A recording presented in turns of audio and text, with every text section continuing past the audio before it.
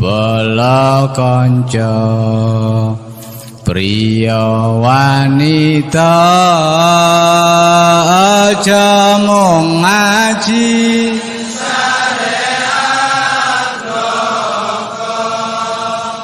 gur pinter ndongeng nulis lan maca tembe mburine bakal sangsara. Assalamualaikum warahmatullahi wabarakatuh. Selamat malam, salam sejahtera, salam Pancasila untuk kita semuanya, untuk para pemirsa, para audien yang ikut acara pada hari ini. Perlu saya sampaikan bahwa hari ini adalah hari yang istimewa karena kita melaksanakan acara dalam rangka Sol Gus Dur sekaligus Festival Bulan Gus Dur. Festival Bulan Gus Dur itu dilaksanakan Desember dan Januari, sehingga kita hari ini masih masuk bulan Januari, maka masih di bagian waktu Festival Bulan Gus Dur sekaligus peringatan Solnya Gus Dur. Meskipun Gus Dur itu wafatnya tanggal 30 Desember, tapi kita memperingati sampai Januari. Para pemirsa, para audien yang saya hormati, pada kesempatan ini ada tamu istimewa yang nanti kita akan bincang-bincang yang terkait bagaimana narasumber ini nanti menyampaikan pengalaman spiritual terkait dengan ajaran Gus Dur yang disampaikan Gus Dur, dan ini sesuatu yang spesial karena tidak banyak orang yang seperti beliau alami. Hari ini kita akan menerima atau akan mendapatkan materi terkait apa yang dialami. Jadi ini pengalaman spiritual yang akan disampaikan, dan narasumber kita malam ini adalah Bapak Agus Tridaya, betul Pak? Agus Tridaya ini beliau seorang yang mengagumi sekaligus mengikut Gus Dur, dan hari ini untuk melanjutkan ajaran Gus Dur, keterangan Gus Dur bersama-sama saya di Gus Dur yang Nganjuk. Nah, ini nanti akan kita ketahui seperti apa beliau menerima atau mendapatkan pengalaman spiritual terkait dengan Gus Dur. Agar kita secepatnya mendapatkan penjelasan atau informasi itu, maka mari kita bersama-sama mendengarkan, memperhatikan apa nanti yang disampaikan oleh narasumber kita, Bapak Agus Tridaya. Langsung saja untuk waktu kami persilakan Pak Agus. Terima kasih. Assalamualaikum warahmatullahi wabarakatuh. Waalaikumsalam. Salam sejahtera bagi kita semua. Salam kebajikan. Om Swastiastu, Namo Buddhaya. Ya, saya mungkin sedikit menyampaikan latar belakang ini. Memang pada saat banyak sebenarnya pengalaman spiritual saya, dan karena memang proses perjalanan spiritual itu yang kemudian memaksa saya sebenarnya. Memaksa itu dalam arti bahwa saya mengharuskan untuk belajar gitu, untuk meningkatkan kesadaran spiritual itu. Bahwa melalui tahapan itu mungkin proses itu harus saya lalui. Salah satunya adalah meditasi. Ya. Nah, tahun 2004 saya belajar meditasi. Nah, entah apakah saya berhasil atau tidak, Tapi saya merasakan ada perubahan apa itu? Baik, iya itu spiritual. Baik dalam masalah psikologi, emosi itu mengalami perubahan. Nah, itu yang membuat saya nggak tahu. Kemudian saya kok merasa ketika saya melakukan perenungan gitu. Nah, seperti ada jawaban, entah jawabannya kapan gitu. Memang tidak, kadang-kadang bisa saja secara langsung, tapi kadang-kadang juga lama. Nah, salah satunya adalah pengalaman saya tentang Gus Dur ini. Jadi, saya pada waktu itu, ya saya memang salah satu pribadi yang saya juga mencermati apa yang dilakukan Gus Dur. Oke, sebelum dijauh, bagaimana pandangan-pandangan terhadap Gus Dur? Gus Dur itu sosok yang seperti apa? Kalau saya begini, Gus, dilihat dari sepak terjangnya. Kalau saya lebih condong, saya tidak mau yang lain di saya karena keterbatasan saya. Tetapi saya menilai dalam sisi spiritual. Beliau, saya yakin dari sikap dan tindakan itu mencerminkan antara pikiran dan perilaku itu selaras. Nah, itu yang saya tangkap ketika beliau melakukan pembelaan. Itu yang saya tangkap, bahwa tidak ada sedikit pun beliau ini harus pilih-pilih. Totalitasnya yang luar biasa. Itu Gus. Nah, artinya tidak mudah untuk menjadi pribadi seperti itu. Itu cara saya memandang. Sangat sulit lah. Dan itu menurut saya kalau melihat zaman sekarang ini tidak banyak yang bisa seperti itu. Tidak banyak. Mungkin ada ya, saya nggak tahu apakah itu sifatnya tendensius. Saya nggak ngerti. Tapi saya lihat bahwa saya betul-betul ini yang kemudian mendasari pengalaman spiritual saya.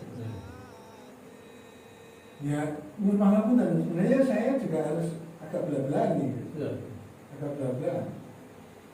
Awalnya karena begini. Dulu ketika saya masih SMP, SD, SMP, SMA, itu jadi ketika saya dulu kan saya ya pasti saya kalau sekolah pada waktu itu kan agama itu kan pelajaran yang kecil. Nah, saya kan non muslim.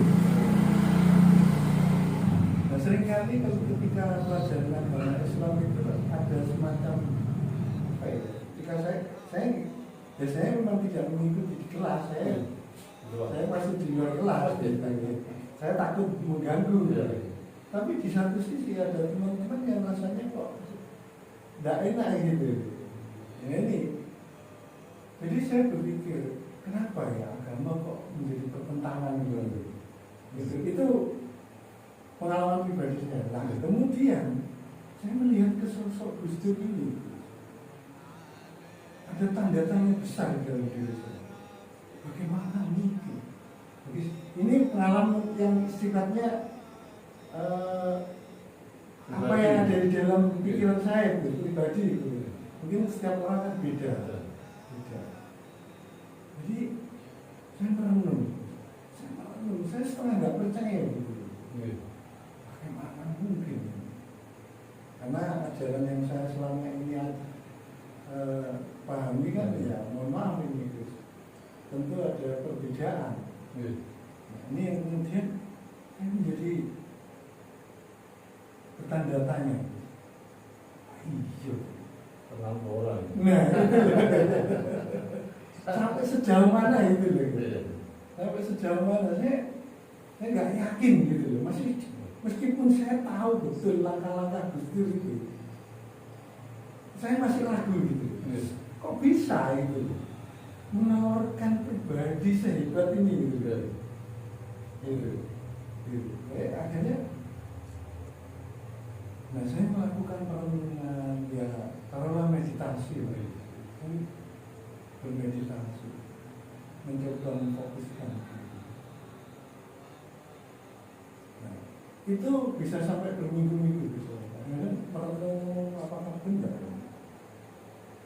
Jadi kadang-kadang kalau saya seringkali itu memang begitu. Ketika saya diam, saya merenung gitu. Muncul suatu tanda-tanda apa di rasa, perasaan di hati kita? Begini, dulu ketika saya sering melakukan meditasi itu jadi apa itu? Pineal gland saya ini seperti ada reaksi gitu. Ada connect ya. Tapi nggak tahu apakah pada waktu itu responnya apakah dalam bentuk itu. Oke, sebentar. Nah, akhirnya jawaban itu justru muncul di dalam mimpi. Iya, dalam mimpi. Jadi pada saat itu saya, nah setelah 1 minggu lewat mungkin gitu ya, mengingat saya. Kemudian ketika saya sebenarnya tidak punya firasat tertentu, tapi mungkin karena pikiran saya sudah dipenuhi itu. Pikiran tanda tanya, cari jawabannya. Iya, perenungan itu. Cari jawabannya. Jawaban itu, apakah benar gitu? Karena saya pribadi itu orang yang nggak suka apa jari gitu. Iya. Lalu kemudian ketika satu malam itu saya bermimpi. Disitulah saya masih perjumpaan saya dengan Gus Dur di dalam mimpi. Itu Gus Dur sudah situ. Sudah situ. Itu tahun 2014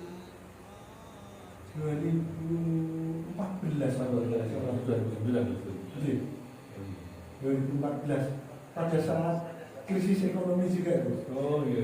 Nah itu kesempatan saya. Itu ya? Iya, itu. Nah itu.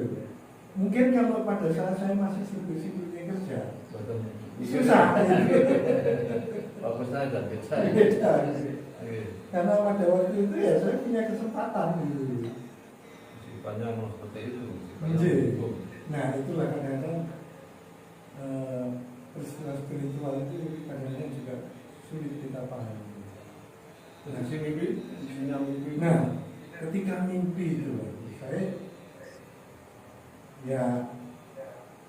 saya merasa pada waktu itu jadi ada semacam dialog gitu. Dialog. Berhadapan dengan Gus Dur atau bagaimana? Iya. Jadi figur Gus Dur. Jadi pada waktu itu dia mengatakan saya,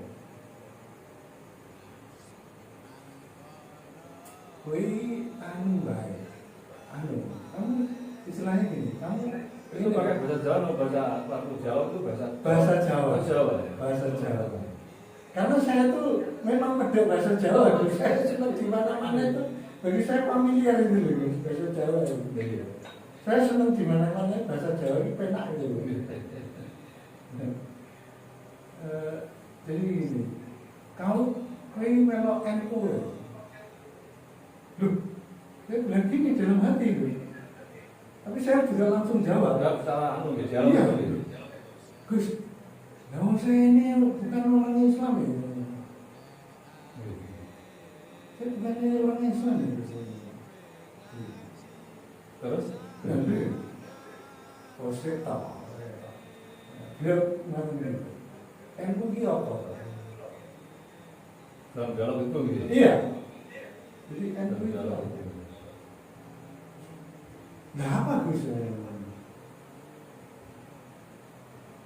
NU itu menurut gue. Nah, salah satunya. Nah ini ada 5.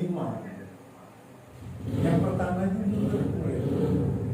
Nah mungkin setelah saya selama ini mencoba menarik, membuat semacam apa itu kesimpulan dari rangkaian ini perjalanan hidup manusia, tahapan-tahapan.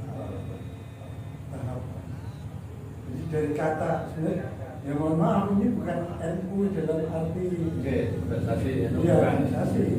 tulisan NU itu maksudnya. Iya, jadi kata dialog ini itu ada ya.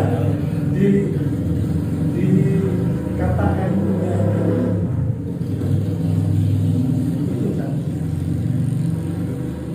Wah, kalau yang menurut orang dia, oh saya bukan orang seperti itu, kan gitu. Duh, melalui kan gitu. NU. Nah, sing sepindu. Udah, penjelasan dari Gus Dur seperti apa di dalam dialog? Enggak ada. Oh, ada gitu. Itu saya coba, kemudian saya Angan-angan penyampaian. iya, kalau mungkin saya diperkenankan untuk menjabarkan menurut versi saya. Oke. Iya. Jadi itu, kemudian ya itu, yang kedua itu kemudian mupoyo urip. Itu NU jadi kata yang kedua itu mupoyo urip. Gitu. Nah, terus yang kemudian saya baru kesepuh. Nah, dari situ kemudian nggak terjadi dialog. Saya hanya mendengar. Oh, penjelasan dari. Iya. Oke.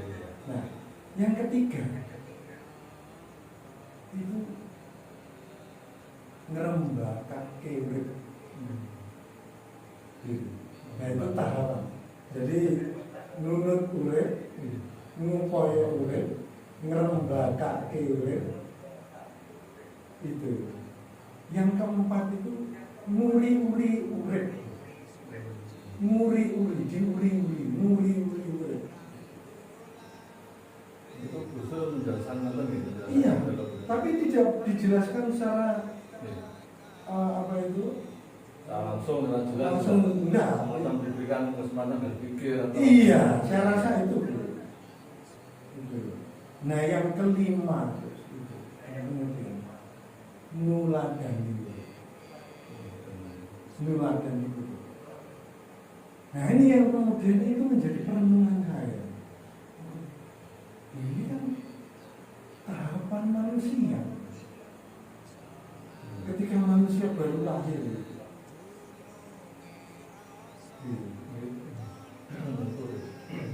menurut mereka, karena orang ketika mengalami keterbatasan, ketika masih kecil, dia harus mengikuti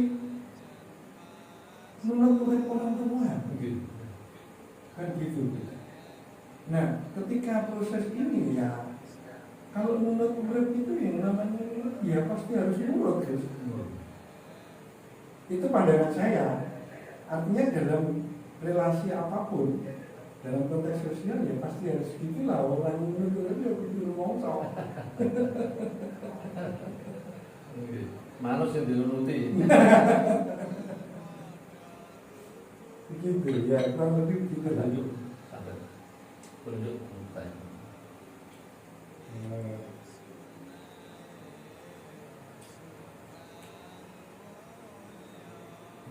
Terus kondisi mimpi itu dalam kondisi tersebut dalam malam waktu itu. Malam.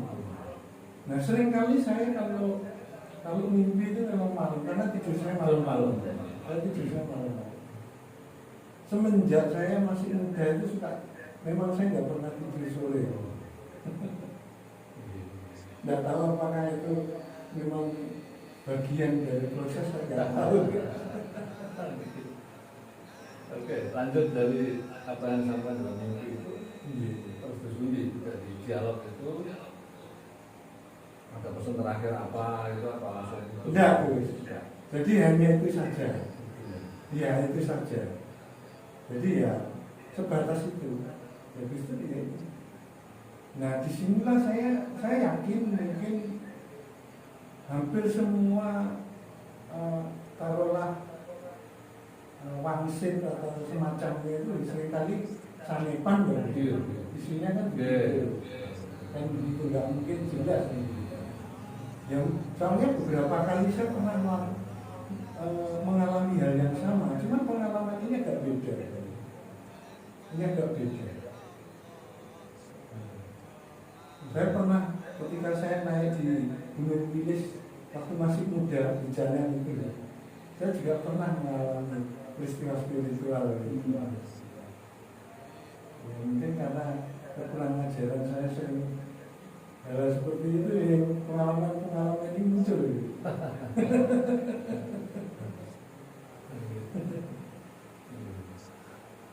Terus dari setelah mimpi jauh dengan betul, apa yang terjadi dalam apa gejolak jiwa atau nurani atau ini di pemikiran?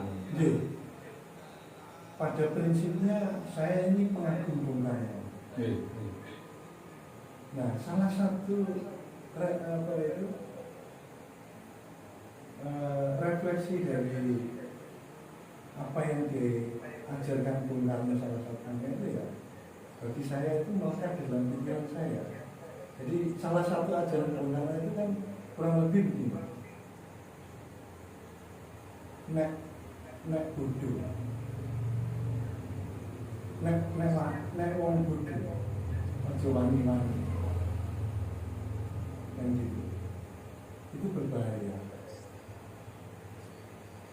Tapi kalau jadi orang pintar, ya coba di begitu. Nah itu salah satunya itu. Nah itu saya resap itu. Nah rupanya saya melihat figur Bung Karno dan figur Gus Dur ini ada kesamaan. Lahir dari cara pandang mimpi yang bersama. Figur apa nasionalisme ini, cinta tanah air ini yang saya betul-betul saya rasakan. Nah ini yang kemudian seperti menyatukan diri saya pada figur-figur ini. Ada kesamaan itu. Iya, nasionalisme. Makanya saya sangat setuju dan terinspirasi. Itulah saya melihat bahwa NU itu bagi saya luar biasa. Sampai menelurkan sebuah pandangan itu sangat spiritual bagi saya.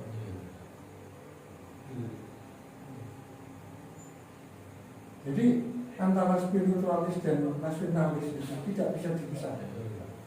Bagi saya, pandangan pribadi saya. Makanya kemudian saya bisa luar biasa. Ketika saya memahami Bung Karno itu, saya menemukan samanya figur yang nyambung. Iya. Nah, ketika mimpi itu kemudian saya hayati, saya mencoba menerjemahkan pesan-pesan itu. Jadi salah satunya yaitu tadi tahapannya adalah nunut urip, ngupaya urip, ngrembakake urip, nguli-uli urip, gitu. Terus kemudian nuladani urip. Nah di sini nanti saya nah ketika manusia berproses menjadi dewasa, dia harus berupaya untuk menjadi manusia yang bertanggung jawab, mandiri, dan gitu. Yang gitu, menjadi manusia seutuhnya. Dia harus mengupayakan hidupnya. Manusia yang bermanfaat. Yang bermanfaat. Gitu. Itu saya lihat. Nah, disitulah Gus. Nah, kalau menurut saya ini penjabarannya sangat luas sekali. Kalau mau dijabarkan sangat luas. Hampir dalam kehidupan harus seperti itu. Hampir. Jadi bahwa ini adalah nilai-nilai universal. Itu. Ini yang saya maknanya. Makanya saya, ya, bagi saya Gus Dur itu adalah apa ya? Bukan sekedar inspirator, bukan sekedar inspirasi, betul-betul menjiwa di dalam diri saya. panutan. Iya. Gitu. Panutan. Betapa Gus Dur ikhlas, betapa Gus Dur tidak pernah takut. Nah, salah satunya tidak enggak takut. Nah, itu yang diajarkan Bung Karno. Itu yang saya pernah pengalaman sebut, ini saya terapkan betul. Ketika saya ikut perusahaan, saya ditantang oleh pimpinan. Jadi gini, perusahaan itu pada waktu itu membuka perusahaan baru di Jakarta. Nah, sebenarnya sudah ada figurnya. Salah satu ownernya itu menjadi pimpinan di Jakarta. Nah, tapi ketika hari H dia diminta berangkat, dia nggak mau berangkat. Enggak, dia mau settle di GC aja. Lalu saya dipanggil oleh direksi. Saya dipanggil. Saya ditanya, Gus, kan wani berangkat ke Jakarta, Dewi. Saya bilang gini, bagi saya sudah tahu, kenapa saya nggak berani. Saya bilang, saya spontan Gus, saya bilang, berani Pak saya. Padahal ya mohon maaf Gus, tantangannya luar biasa. Memang siap ada tantangan. Iya. Nah ini yang salah satu, karena saya teringat betul. Nah itulah yang diajarkan oleh ayah saya, ajaran Bung Karno. Nah sikap berani ini kemudian ini termasuk ini ada di dalam diri Gus Dur. Ini yang kemudian, ya ini saya jiwai, betul-betul saya jiwai. Keberanian yang tidak bisa ditawar dengan apapun. Ya artinya kita tetap proporsional. Gitu. Ya seringkali kalau kita melihat sesuatu yang menurut kita ini dalam hitungan itu tidak ngawur lah istilahnya harusnya gitu. Jadi tetap proporsional, kenapa takut? Tanda kutip. Jadi itu makanya saya lihat bahwa pribadi Gus Dur dan pribadi Bung Karno itu dalam pemahaman saya itu satu kesatuan. Itu terkait nasionalisme. Iya, kedua-duanya sama, penuh keikhlasan, penuh keberanian, jiwa patriotis, kesatriannya ada di situ. Hampir sama diusir dari istana. Iya itu, sedih saya. Wah, Presiden berjuang nah, dari ternyata betul gitu. Apa kira-kira ini ya? Saya juga ketika saya melihat figur beliau berdua ini, saya merasakan diri saya. Banyak peristiwa-peristiwa yang kurang lebih hampir sama. Saya rasakan. Berpihak kepada rakyat ini yang juga sama. Iya, pasti itu jelas. Nah, jadi dua figur ini menurut saya ibarat satu kesatuan. Kecerdasannya sama-sama hebatnya. Gitu. Apa internasional? Wes, hebat ini. Jadi saya betul-betul dua figur ini menurut saya tidak terpisahkan. Itu dalam pribadi saya. Betul-betul mengilhami. Makanya saya berpikir kenapa saya mesti takut. Jika untuk sesuatu yang benar, untuk kebaikan, saya berpikir apa bedanya nanti dan sekarang, misalnya begitu. Nah, karena saya melihat figur berdua ini memberikan teladan seperti itu.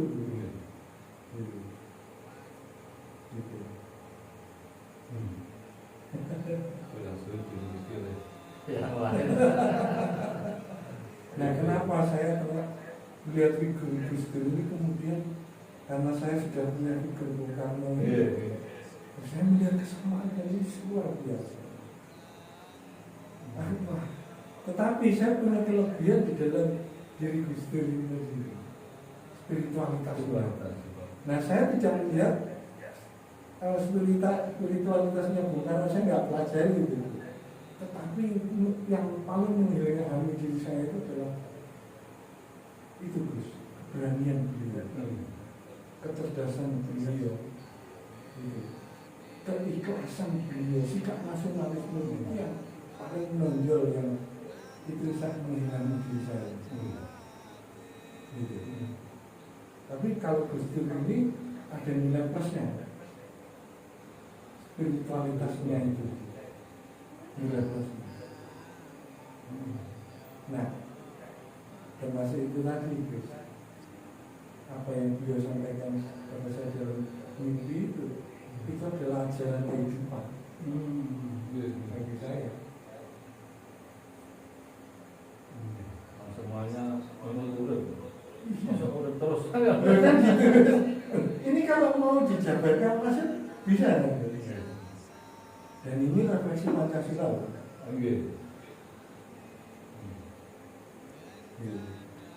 Artinya kita bisa juga dimaknai bahwa dunia itu gak selamanya. Iya.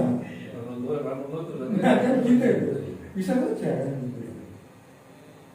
Nah, inilah nilai-nilai yang universal sekali. Gitu. Terus kemudian yang poin itu, yang kedua, ngerembakkan keurus. Ngerembakkan keurus itu kan bisa berarti ini sebuah dinamika. Bahwa tugas manusia itu begitu. Menanam kebaikan, banyak, menambahkan kebaikan. Ngerembakkan keurus. Berarti ini ada upaya orang untuk menata itu. Jadi bagaimana kemudian bahwa kita ditugas hidup di dunia ini berkembang, bermanfaat orang banyak, otomatis kan itu kesadaran kita sebagai manusia bermartabat, kepedulian juga itu. Terus yang keempat itu muni-muni urip. Nah ini muli-muli itu pandangan saya. Bisa kira kita, apa yang kita sudah lakukan ini ya diopeni. Ini seperti halnya bahwa alam semesta ini, lingkungan kita diopeni, dan gitu. Jangan dirusak. Termasuk hubungan kita dengan hubungan antar manusia, tidak peduli apa latar belakang kita. Gitu. Bahwa kita adalah manusia. Ya, ini Gus yang saya tanya. Bahwa inilah nilai-nilai yang besar. Ini Gus terus. Ya ini Gus terus. Ya inilah Gus terus. Gitu. Yang dia tidak melihat apa latar belakang. Gitu. Bahwa yang dilihat dia hanya kehidupan.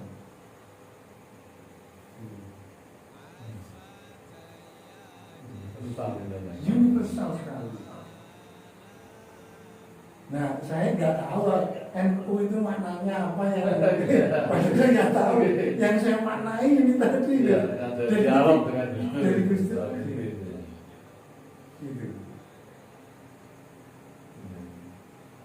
Itu. Dan itu saya, ini Gus Dur banget. Dan itu kan pedoman hidup. Dan itu semua orang menurut saya, kalau mereka berkesadaran, mohon maaf, hidup seperti itu. ya harus itu. Kalau ini dikatakan sebagai bermartabat, kan gitu.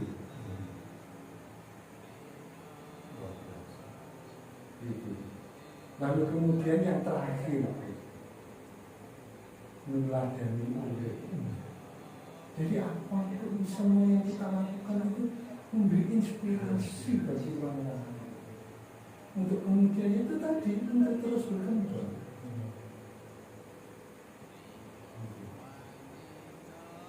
Jadi semua proses itu diteladan, ditinggalkan untuk kemudian diteladannya.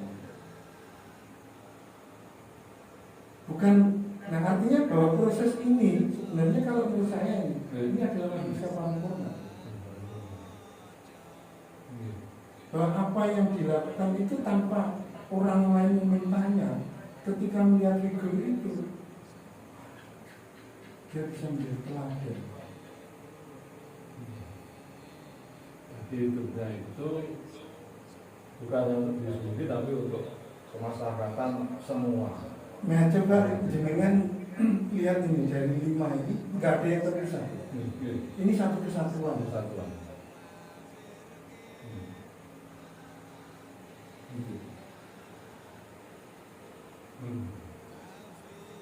Jadi ini ibarat sebuah algoritma kehidupan. Jadi tahapan-tahapannya ini kan memang sebuah urutan-urutan yang menurut saya sangat masif gitu untuk membentuk manusia paripurna. Dari prinsip itu kalau ingin hidup sebagai manusia sebenarnya ya prinsip itu. Inilah Gus kadang-kadang saya gini. Mohon maaf ini kalau sedikit saya agak kurang ajar ini. Sesederhana ini sebenarnya kalau kita mau kan gitu. Iya. Itu Gus. Bahasa Jawa itu filosofisnya tinggi juga. Istilah-istilahnya. Luar biasa. Jadi kadang-kadang gini, saya ini agak kurang ajar gitu. Kalau melihat banyak orang beragama justru akhirnya bermusuhan.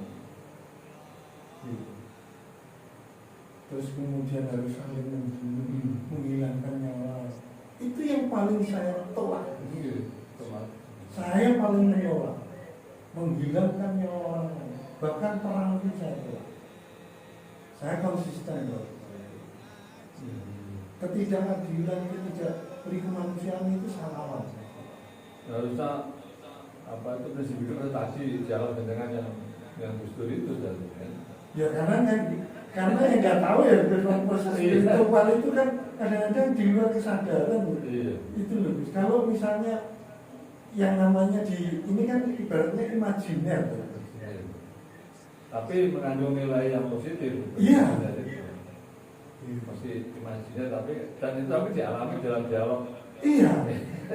Pasti lewat mimpi. Iya. Ya kalau boleh dibilang itu ilham atau apa ya, monggo saja gitu. Depannya sangat pribadi. Iya. Dialog. Pengalaman pribadi.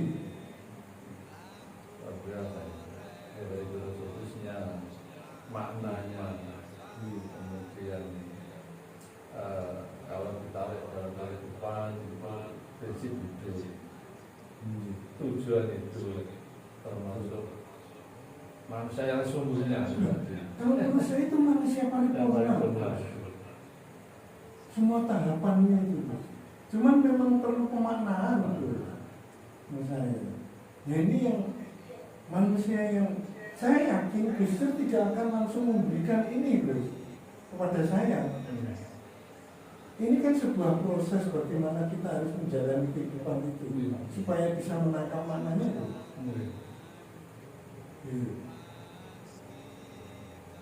Kan gitu.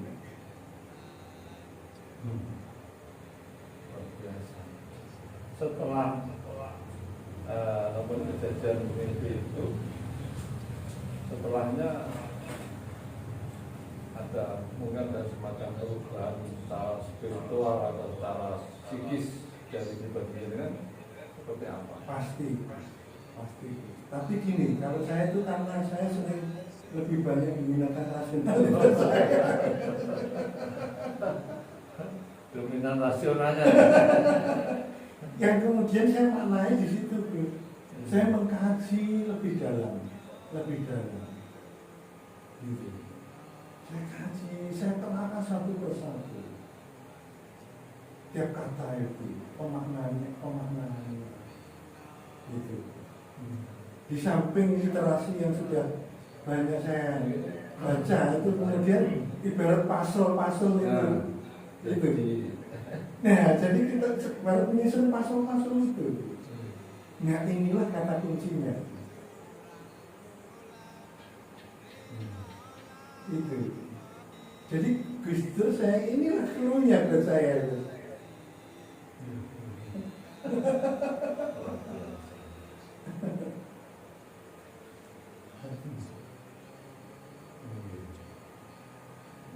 Luar biasa. Saya mau nggak pernah mimpi seperti itu. Tapi kan Mungkin gini, saya tuh orang kurang ajar begini. Mohon maaf, jenengan agak kurang ajar sedikit. kalau sekolah saya nggak mengagum sejak dulu gitu. Nggak ada pesan apa-apa. Itu. Saya tuh kadang-kadang gini Gus, karena Gus Dur itu suka bercanda. Oh, gitu. Kalau candaannya Gus Dur itu kan juga kurang ajar. Nah itu kalau dipahami sebagai orang dengan terminologi yang apa itu, dengan orang-orang yang cara pandangnya linier biasa-biasa aja, Gus Dur dianggap kan gitu. Tetapi bagi orang yang betul-betul mencoba belajar memahami bagaimana kesadaran itu bekerja, mungkin asik gitu loh Gus. Pikiran-pikiran Gus Dur bahkan dengan canda-candaannya gitu. Cerdas. Saya tuh sampai mikir gini, ini imajinasi saya. Ketika Gus Dur menghapus membatalkan peraturan presiden tentang pembatasan kebudayaan orang Tionghoa, saya berpikir gini, masa Gus Dur itu karena orang Tionghoa? Dan saya mikir gini, saya yakin Gus Dur itu karena melihat barongsainya. Sakit kalau barongsai gitu. Saya bisa tampil. Saya bisa tampil barongsai. Coba Gus Dur bayangkan, padahal di barongsai itu juga melibatkan banyak pihak. Berkebudayaan itu juga menumbuhkan ekonomi. Ini loh, saya jadi bayangkan. Nah inilah juga refleksi Gus Dur tentang cinta kasih tadi. Nah ibaratnya kan juga ini menjadi satu rangkaian. Orang Tionghoa nggak ada barongsai, ya lucu. Mandi gitu. Nggak ada barongsainya. Iya. Ya ini cara saya melihat, wah ini menarik ya cara pandang Gus Dur ya. Yang nggak banyak dipikir orang lain. Iya. Nggak diperkirakan lah. Itu loh guys. Nah saya mencoba memahami cara berpikirnya Gus Dur ini dengan guyon-guyonannya itu loh.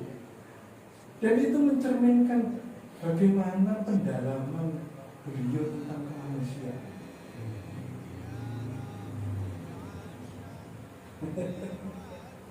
Yang hanya punya barongsai kan hanya orang Tionghoa. Loh, iya tak? Saya sampai mikir, iya, wah luar biasa. Beliau ini bagi saya luar biasa. Saya suka terinspirasi itu. Gitu. Jadi saya justru malah semakin mandiri dengan beliau.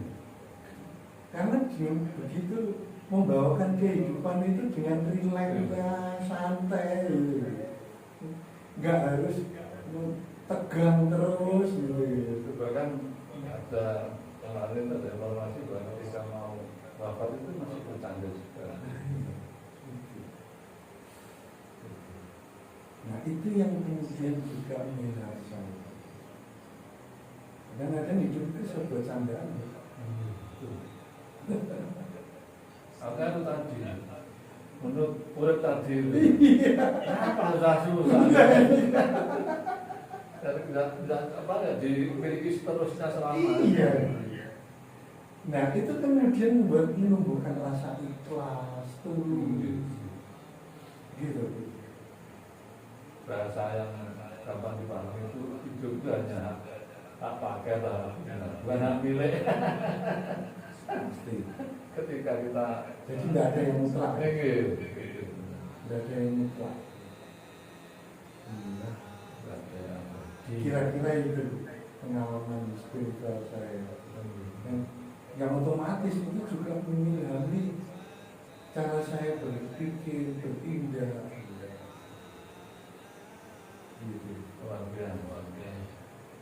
Nilai filosofis sangat komprehensif dan bernilai tinggi dan substansi kehidupan. Mungkin itulah substansi kehidupan. Jangan meril itu sama saya. Panjenengannya dapat itu. Panjenengannya dapat. Ya Allah. Karena saya kurang ajar tadi begitu. Dan setelah bangun itu langsung seketika langsung Oh iya, tidur terus besok bangun biasa. pasti gue saya kalau bermimpi itu saya pasti terbangun. Baru. Nah itu yang saya Terus baru anak ada sana gitu. iya. Kalau no harus mau. Saya tengah-tengah. Oh gitu. Saya tengah-tengah. Sebenarnya peristiwa-peristiwa spiritual itu ya banyaklah yang saya alami. Ketika saya masih muda pun saya pernah mengalami begini, dan itu nggak tahu saya ini. Jadi saya berikan sedikit gitu. Dulu saya tidak mau mengatakan bahwa ini kemudian ya jangan ditiru gitu. Ya, tetapi bahwa peristiwa itu ada dan nyata, itu saya lalui, anggap saja itu peristiwa sejarah kan begini. Dulu ketika saya mahasiswa, ketika pulang, setiap libur semester itu kan saya di Jakarta, saya pulang ke Nganjuk, selalu pulang. Nah kalau saya pulang itu saya mesti bantu kakak saya kerja, bantu saya dikirim barang, belanja gitu. Nah kakak saya pada waktu itu kan di pemberi gajian gitu. Nah, juga membuat mesin pemberi gajian gitu. Nah banyak gitu. Jadi pengalaman spiritual itu saya alami. Salah satunya yang pernah saya ceritakan, pernah yang saya bilang tahun 2010 2011 Mama ya 2010 akhir ya. Itu mengalami proses spiritualitas saya, mengalami perubahan secara dramatis. Jadi begini, ketika saya bertemu dengan kakak saya, sering kan saya sharing tentang kehidupan. Saya pernah membaca tentang buku Manunggaling Kawula Gusti. Nah itu saya berikan ke kakak saya. Iya. Nah pada saat saya menyampaikan itu, saya bertekad, saya bilang dengan kakak saya akan hadapi semua tantangan saya. Beberapa hari berikutnya saya mimpinya ini.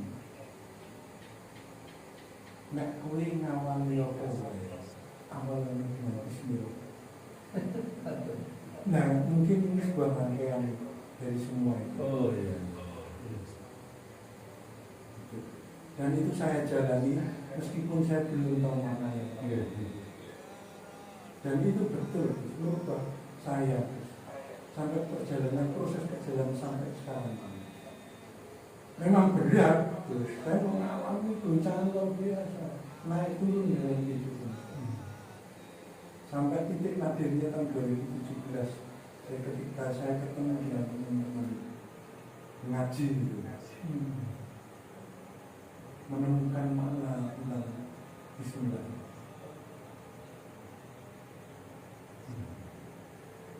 Ya mungkin ini satu rangkaian dengan ini guys, proses peristiwa spiritual yang saya alami di situ.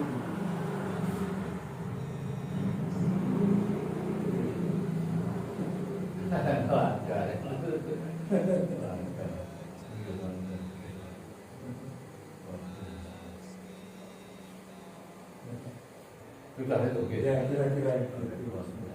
Saya Terima kasih, luar biasa, luar biasa, dengan nilai filosofis, nilai substansi dalam kehidupan, nilai prinsip dalam kehidupan, dalam perjalanan hidup. Saya kira dari hasil mimpi yang dialog dengan Gustur. Nah, mudah-mudahan kita Gusturian itu juga ada apa itu bahasanya dampak positif dari yang tadi itu, sehingga kita sudah termasuk juga tadi kalau urip, urip dan seterusnya. Singkatannya 2 huruf NU itu. Jadi hasil dialog dalam mimpi yang positif. Terima kasih atas kesediaan dan kehadiran untuk mengisi acara kita, yaitu antara rangkaian acara Khaul Gusdur dan Khaul sekaligus festival Bulan Gusdur.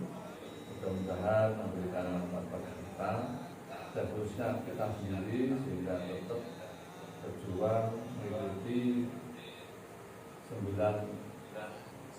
jalur utama Gusdur yang melalui Gusdur itu, dan tadi saya kira sudah sampaikan di dialog itu sebenarnya, dan itu nanti bisa di apa ya, dinikmati teman-teman juga untuk berikutnya, sehingga nanti negara ini tetap ada berjuang untuk menegakkan kebenaran, menjaga kesatuan kebangsaan NKRI, menjaga Bhinneka Tunggal Ika, sehingga tadi makna hidup seperti yang diajarkan Gustur tadi itu betul-betul bisa kita jaga bersama. Dan terima kasih, mudah-mudahan lagi pertemuan kita, pertemuan yang lebih memberikan manfaat dalam hidup kita, termasuk salah satunya kita bisa murid-murid. Terima kasih, dan apabila ada kesalahan saya selama mendampingi acara ini, saya mohon dimaafkan, dan kepada seluruh audien atau para pemirsa ataupun mungkin yang tertarik melihat apa isi jalur ini, dan semuanya bermanfaat. Kita akhirkan dulu. Selamat malam. Assalamualaikum warahmatullahi wabarakatuh.